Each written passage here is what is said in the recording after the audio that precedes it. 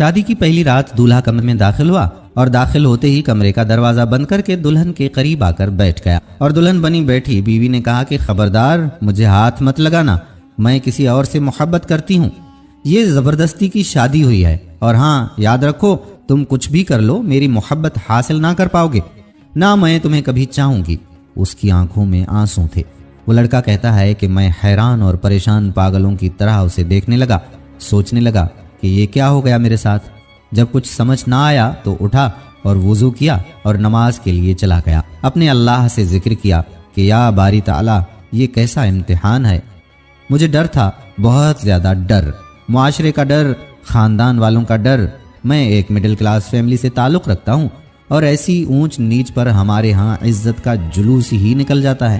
مختلف سوچیں آ جا رہی تھیں کہ اگر یہ صبح گھر گئی اور واپس نہ آئی تو میری عزت کا کیا ہوگا؟ کیا پتا یہ اپنے گھر میں ہی نہ کہہ دے کہ یہ نامرد ہے، اس سے شادی ختم کروا دو میری۔ ایک بار تو سوچا کہ زبردستی کرتا ہوں، گناہ تو نہیں ہے، میرا نکاح ہے، مگر میرا دل نہیں مانا۔ میں نے اس سے بات کرنا چاہی مگر مجھے گوارا نہ ہوا کہ میں اس عورت کی منت کروں جس نے مجھے یوں ٹھکرا دیا۔ اللہ تعالیٰ سے شکوے شکایتیں کرتا کرتا میں سو گیا۔ لوگ ایسی لڑکی کے فوٹو کو تو لاکھوں میں لائک کر دیتے ہو، لیکن آج دیکھتے ہیں اللہ پاک کے لیے آپ لوگ کتنے لائک اور سبسکرائب کرتے ہو۔ مسلم بھائی ہرا دل کامنٹ کرو اور ہندو بھائی لال دل کامنٹ کرو۔ آج دیکھتا ہوں کون جیتتا ہے۔ خیر صبح وہ اپنے گھر چلی گئی، کوئی بات نہیں ہوئی۔ 3 دن تک کوئی ہلچل نہیں ہوئی۔ 3 دن گزر جانے کے بعد اس کی امی کی کال آئی کہ بیٹا تم آئے نہیں اپنی دلہن کو لینے، تو میں لینے چلا گیا۔ میں نے وہاں بھی کوئی بات ہی نہیں کی، ہم واپس گھر آ گئے۔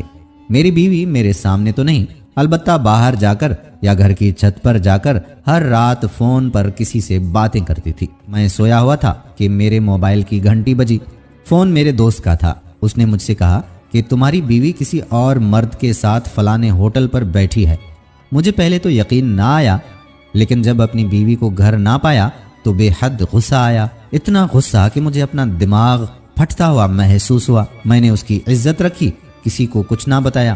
پھر اس نے میری عزت نہ رکھی، میں ہوٹل کی طرف چل پڑا، خود کو پرسکون رکھا۔ وہاں اس کو کسی غیر مرد کے ساتھ بیٹھا دیکھا تو آواز دی اور کہا کہ چلو گھر چلو۔